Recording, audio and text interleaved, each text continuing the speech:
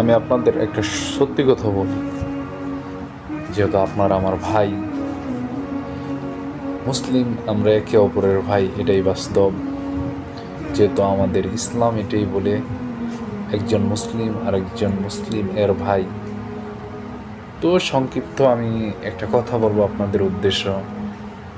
আসলে ধরুন আমরা অনেক সমস্যাতে আছি, নানান সমস্যা, এটা ওটা, কারো শরীর খারাপ, কারো আর্থিক সমস্যা, ওই সমস্যা, এই সমস্যা, নানা ধরনের সমস্যাতে আমরা আছি। আসলে একটা কথা সব সময় মনে রাখবেন, ধরুন আপনার জ্বর এসেছে শরীরে, এখন আপনি জ্বরের ওষুধ না খেয়ে আপনি গ্যাস্ট্রিকের ওষুধ ব্যবহার করেন, তাহলে আমাকে একটু বলুন, আপনার জ্বর কি কমবে?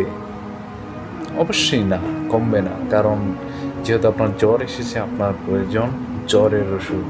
ঠিক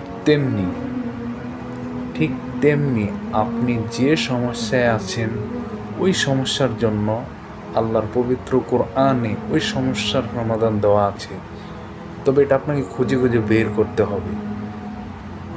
বের করে তারপর আপনাকে ওই আমল করতে হবে এবং ওই আল্লাহর উপর বিশ্বাস রাখতে হবে। মনে রাখবে, আপনার যে জ্বরের জন্য জ্বরের ওষুধ প্রয়োজন, ঠিক তেমনি আপনার যে সমস্যাই হোক না কেন, ওই সমস্যার জন্য ওই দোয়াই প্রয়োজন। এটাই বাস্তব।